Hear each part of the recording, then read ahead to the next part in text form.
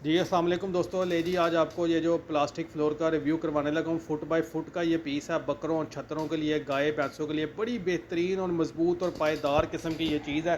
Foot by foot का चीज़ है। इस दोनों इसके जो फ्लोर हैं ये आपस में क्लिप्स इसके जुड़ जाते हैं। ज़मीन से इसकी ऊंचाई 2 पौने 2 इंच है।